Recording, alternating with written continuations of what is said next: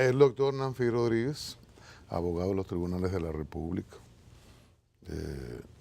experto en asuntos constitucionales. Doctor, buenos días, bienvenido. Muy buenos días Cristian y Omar, a los televidentes. La verdad es que es bueno amanecer en la ciudad a esta hora, ver la ciudad a esta hora. Olvidaste su condición de periodista, Les querido. envidio. Bueno, no es fácil, ¿verdad? Mire, la discusión es sobre la elección de jueces, altas cortes, y sobre todo los preámbulos en la reunión del Consejo Nacional de la Magistratura, discusión sobre reglamento. Por ejemplo, comentábamos hace un ratito el planteamiento que ha hecho la oposición con relación a las formas, a la elección, a cómo elegir a los jueces. Hay un planteamiento que refiere que todo debe ser televisado, abierto, incluido la ponderación de los aspirantes, entre otros elementos, sobre vocería, etcétera. Pero esta parte, ¿sería conveniente entrevistar y luego ponderar a cada persona en directo, en público? Probidad, capacidad, etcétera. Bueno, mira, es plausible que la sociedad y las organizaciones de la sociedad civil estén propugnando porque haya transparencia en el proceso de selección de los jueces. Ahora bien, la transparencia debe ser institucional, porque la transparencia sin legalidad y sin institucionalidad se puede convertir en linchamiento moral. Y voy a explicar eso más adelante, porque no podemos seguir revistiendo o contaminando los procesos de los órganos constitucionales de dudas y de contradicciones. Ya tuvimos una experiencia pues de triste recordación con la reforma constitucional del año 2015 del presidente Danilo Medina para la reelección, en la que hubo una serie de cuestionamientos, desde el tipo de ley que convocaba la necesidad de la reforma constitucional, que si era orgánica, que si era ordinaria, hasta finalmente que si la reforma requería un referendo aprobatorio. Entonces, por eso es importante que se revistan los procesos de los órganos constitucionales de la legalidad preceptiva que establece la propia Constitución de la República y sus leyes. El Consejo Nacional de la Magistratura es un órgano constitucional y político de composición heterogénea, en la que convergen los principales poderes públicos. Y tiene por objeto, en esencia, el nombramiento, evaluación y remoción de los jueces de las altas cortes. El Consejo está regido por los artículos 178 al 183 de la Constitución y después por su ley, que es la ley 138-11, y luego por 2 reglamentos. Independientemente de las observaciones o aspiraciones que tenemos todos de que el proceso de selección de los magistrados de las altas cortes se haga atendiendo a criterios de objetividad, profesionalidad, meritocracia, condición, digamos, moral y vida pública de los postulantes. Cuando usted habla de moral, ahí lo interrumpo. Que debemos observar. La parte que tiene que ver con la moral, ¿hay forma de detectar, porque lo ha planteado uno de los miembros del Consejo del PRM, el senador José Ignacio Paliza, buscar personal técnico de la ONU, creo, para hacer una investigación psicológica, algo así, determinar si alguien es probo para ocupar esas funciones? Mira, es que estamos yendo, yo encuentro, a un escenario de debate político sobre un asunto eminentemente técnico. Por eso yo digo que el Consejo de la Magistratura es un órgano político, pero heterogéneo, porque compuesto por representantes de poderes públicos, por actores políticos, debe tomar sus decisiones en base a criterios técnicos. ¿Qué es lo que pasa? La ley 138, que es la ley que rige el Consejo, establece cuál es el procedimiento de elección. El tema de las evaluaciones psicométricas de los jueces que utiliza el Consejo del Poder Judicial para los jueces ordinarios, yo pienso que agregaría un nivel más de discrecionalidad administrativa en el seno del Consejo. Porque aquí lo que estamos hablando es que quienes componen el Consejo son políticos, son representantes de poderes públicos exceptuando el presidente de la Suprema Corte de Justicia y el juez que le acompaña. Entonces, estos son criterios, son otros criterios que no necesariamente se corresponden con los criterios que aplica el Consejo del Poder Judicial. Esto es importante porque se puede estar confundiendo el procedimiento del Consejo Superior de la Magistratura de España, que es un consejo de gobierno de la justicia, del Poder Judicial. Lo que sería aquí en República Dominicana el Consejo del Poder Judicial, eso es el Consejo Superior de la Judicatura en España, porque las altas cortes en España la designa el Parlamento. Entonces, hay que tener claro la estructura, la arquitectura constitucional. Yo pienso que en todo esto no debemos perder de vista el tema de que son actores políticos y que como actores políticos están en una lucha política. ¿Televisarlo? ¿Hasta dónde? Bueno, televisarlo no es algo nuevo. El Consejo de la Magistratura que encabezó el presidente Fernández y que concluyó el 22 de diciembre del año 2011, se televisó durante varios días en el proceso de las evaluaciones. Porque la propia ley del Consejo, en el artículo 18, establece que las evaluaciones se harán mediante vistas públicas. Las vistas públicas pueden ser presenciales o pueden ser televisadas. Pero lo hizo en el primero, cuando el primer gobierno 96-2000 también. También lo hizo. Es decir, que el proceso de difusión no es nada nuevo. Ahora, lo que está en debate es si el proceso de deliberación y votación puede ser público. ¿Sería conveniente? El tema no es que sea conveniente o no. El tema es que, como yo dije, todo este procedimiento debe estar revestido de legalidad. Y es la Ley de Acceso a la Información Pública, en su artículo 17, creo, 17H, que dice que los procesos deliberativos de los órganos públicos no están sujetos al escrutinio público. Que la publicidad o el acceso público a esos procesos se va a dar luego de la toma de la decisión mediante el acceso a las actas. Es decir, eso es lo que establece el procedimiento en términos legales. ¿En qué se basa eso? ¿Por qué? Bueno, se basa en un criterio, primero de legalidad. Es decir, es el criterio que establece la ley. Y el criterio que establece la ley se presume como un criterio válido en tanto no se ataque o no se invalide la ley. Y lo segundo, el tema es que en la evaluación que hacen estos órganos de los postulantes, van a converger una serie de elementos que tienen que ver con poner a la vista pública situaciones personales.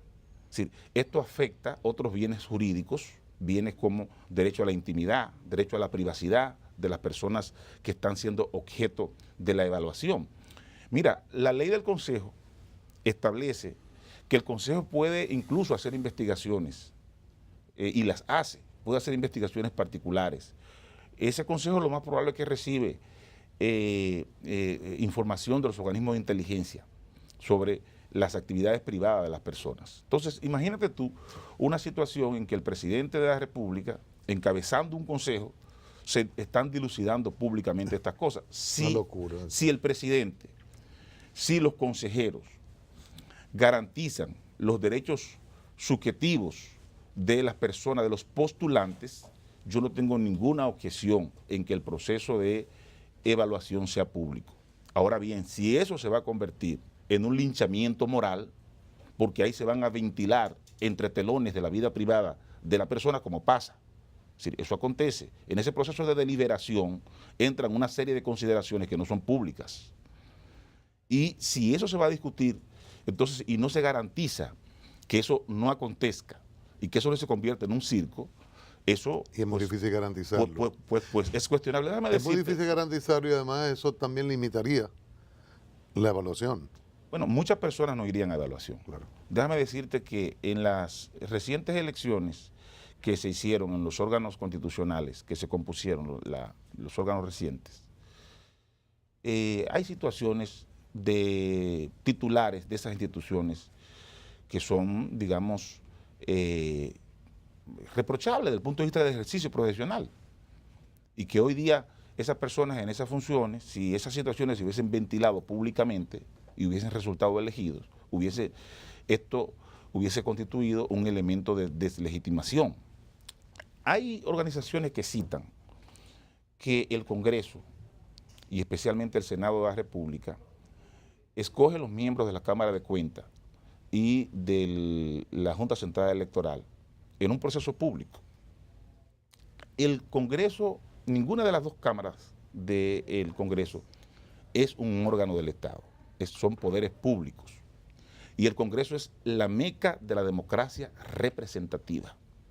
La razón de ser del Congreso es que se expresen públicamente todos los sectores de la vida de una sociedad, sin distingos de razas, niveles sociales, económicos. Eso pasa en todos los parlamentos. Pero cuando el Congreso se aboca a conocer estos procesos de selección de los miembros de las altas cortes, ese carácter público se morigera. Y me explico. ¿Qué hace rutinariamente el Senado de la República? Designa una comisión especial que va a llamar a vistas públicas.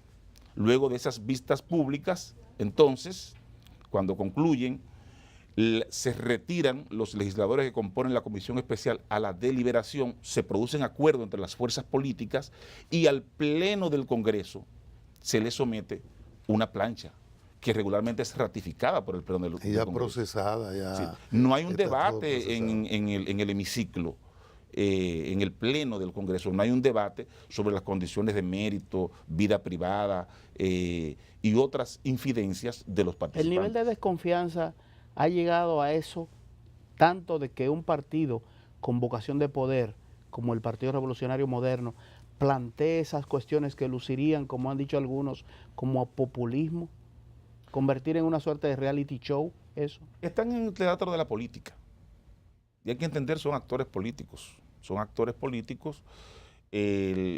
Actualmente, por los resultados de las elecciones recién pasadas, la oposición está en minoría en el Congreso y es normal que plantee los mecanismos de presión necesarios para llegar a acuerdos. Estos son escaramuzas políticas de los actores políticos. Eso hay que verlo en ese contexto. Por eso digo que el Consejo, además de ser un órgano institucionalmente heterogéneo, es un órgano político que toma decisiones políticas. Ahora, no es que no podamos exigirle a los políticos que tengan transparencia y que las decisiones que vayan a tomar la tomen sobre la base de meritocracia e institucionalidad. Ese es el desafío de la sociedad dominicana. No es para protegerlo a ellos, sino a quienes van a competir, digamos, por los espacios. Bueno, es primero para revestir el proceso de legalidad, Sí. porque es la ley 200-04, y esto es muy sintomático, que sea la ley de acceso a la información pública, que prohíba que esos procesos de deliberación de los órganos del Estado sean públicos. Ahora, en esto hay algo un poquito delicado sobre escenarios. Cuando algunos hablan de secretismo, dando la impresión de confabulación en una elección de ese nivel, yo no sé si se calcula el daño que se puede hacer, porque a veces como que jugamos a la política en todos los escenarios. Uno entiende la presión, uno entiende el juego como una discusión, verbigracia, obreros, patronos, que uno pide 30, el otro dice 7, y luego van al medio. Uno entiende esas escaramuzas. Pero a veces se pone mucho en riesgo de deslegitimar instituciones, porque si se habla de secretismo y el Consejo hace la entrevista pública, pero luego va a las deliberaciones, donde están los miembros de la oposición, si se hace así puede dar la impresión, si no me gusta el elegido, los elegidos, decir, no, eso fue cerrado, eso fue confabulado, eso no fue transparente. Entonces, yo creo que hay ese riesgo, a propósito de cuando usted habla de que no solo debe ser transparente, sino legal, institucional. Debe ser institucional. Es que la transparencia sin institucionalidad se convierte en un acto de arbitrariedad. Es decir, fíjate tú cómo la defensa de un derecho se puede convertir en un medio de lesión a ese derecho. el mérito de las sociedades desarrolladas es su sumisión a la ley y la Constitución. En los Estados Unidos o en Francia, que son países de referencia de vida institucional, todos estos conceptos de transparencia, participación, etcétera, están revestidos de institucionalidad. ¿Sí? Porque si en nombre de la institucionalidad vamos a convertir en patíbulos de linchamiento procesos institucionales, o si las cosas que se puedan decir en el contexto de un debate de deliberación pueden afectar la institucionalidad, entonces hay que considerar el tema de la publicidad. Pero también es importante, Cristian y Omar, hacer notar que las actuaciones de los órganos constitucionales constituyen precedentes. Si un órgano como el Consejo de la Magistratura, contraviniendo la ley, adopta un procedimiento que la ley no establece, está enviando una señal a todos los demás órganos respecto del mismo procedimiento. Es decir, ¿qué es lo que estamos viendo? Que si el Consejo, sus deliberaciones se hacen públicas, todos los consejos de la administración tendrían que ser públicos. Y estamos hablando incluso de los consejos de entidades financieras públicas. Es decir, eso va más allá que el interés de los políticos de turno en una lucha por espacios políticos. Hemos planteado acá en el programa que por qué no buscar un lugar diferente al Palacio Nacional, que es la sede, con el perfil que tiene el presidente de la República, que es un político partidario, que tiene voto de calidad cuando hay un tranque de votación, su voto vale por 2, digamos, más o menos así, graficándolo en términos populares. ¿Por qué no buscar un lugar que pudiera ser la misma Suprema Corte de Justicia, que tiene la Secretaría del Consejo en la representación de un juez, que tiene la guarda de las memorias del Consejo? ¿Pudiera la ley o alguna parte que rige el Consejo establece el sitio o es donde convoca el presidente del Consejo, que es el presidente de la República? Mira, yo he dicho públicamente que todo lo bueno o lo malo que pase en el Consejo es responsabilidad del presidente de la República, porque el presidente es, además de presidente del Consejo, es regularmente quien tiene mayoría en el sistema de votaciones. La convocatoria las hace el presidente y la ley le da la libertad de hacerla donde entienda. Yo, como tú, entiendo que siendo un órgano de elección de alta corte debería estar revestido de un nivel de institucionalidad, de imagen pública, que incluso tenga que ver con el espacio donde se dilucidan las discusiones y los debates. Sin embargo, no tengo ninguna objeción al tema de que se haga en el Palacio Nacional, porque, como te he dicho, es un órgano político. Tenemos que entender la arquitectura constitucional que le hemos dado a nuestro Consejo de la Magistratura es una arquitectura política. En España, ese consejo, que es gobierno de los jueces, en República Dominicana no es gobierno de los jueces porque hay un consejo del Poder Judicial que es gobierno de los jueces, hay 2 consejos. En España, el Consejo Superior de la Magistratura está presidido por el presidente del Tribunal Superior e integrado por 20 vocales, jueces que provienen de las distintas instancias y profesionales independientes. Nosotros hemos optado por una estructura, una arquitectura constitucional de nuestro Consejo más al estilo francés, donde es el presidente de la República quien preside el Consejo y el ministro de Justicia es su vicepresidente y es quien le sustituye incluso. Y luego la composición se va a dar sobre la base de una serie de entes públicos que van a incluir incluso el Consejo de Estado, que es el órgano administrativo del Estado. Y va a incluir, obviamente, jueces, académicos, independientes, pero nosotros tenemos una estructura política. Es un órgano presidido y compuesto por políticos. Aquí no tenemos, a propósito de esto, vicepresidente en el Consejo. Tenemos un presidente y un secretario. Y lo digo a propósito de la vocería, porque hay una discusión de que el presidente es vocero, no lo ejerce, entonces en vez de acudir a uno de los miembros del Consejo, va a donde el consultor jurídico de él como presidente y que forma parte del equipo técnico de apoyo al Consejo de la Magistratura. Entonces, en ese sentido hay una discusión y no sé si hubiese sido bueno nosotros tener vicepresidente, que ahí se hubiese saldado el tema, pero no lo tenemos en la Constitución. El vocero del Consejo es el presidente de la República.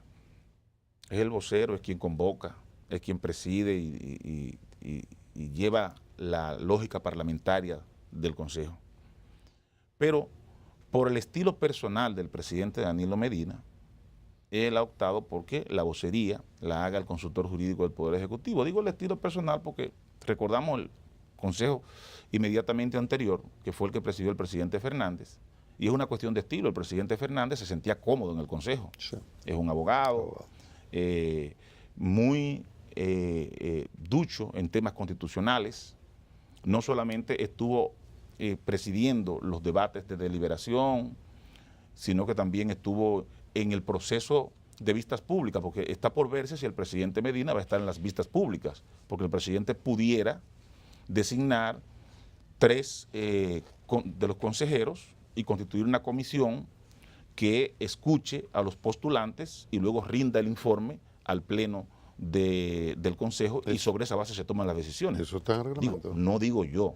Porque eso nunca se ha hecho. Pero no digo yo que vaya a pasar. Digo que es una cuestión de estilo. La ley le da esa libertad al presidente de la República. En caso de que él no quiera estar, la vicepresidenta lo sustituye. Porque no es una cuestión... ¿Lo establece o no lo establece la ley? No. El presidente del Consejo de la Magistratura... falta... El presidente del Consejo de la Magistratura es el presidente de la República. Si él no está, ¿qué pasa? Bueno, las funciones del presidente de la República en ausencia la ejerce la vicepresidencia de la República. Pero el presidente ha dado notaciones de que va a estar en el Consejo. Entonces, lo que quiero decir es lo siguiente.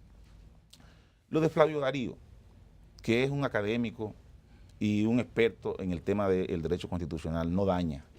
Flavio Darío ayuda. Es una cuestión de estilos. Si el presidente de la República ha decidido que la vocería la haga el consultor jurídico, eso no agrega ningún elemento que deba ser elemento de contradicción. Pero no debería. Más que en este escenario de contradicción política. Del teatro político.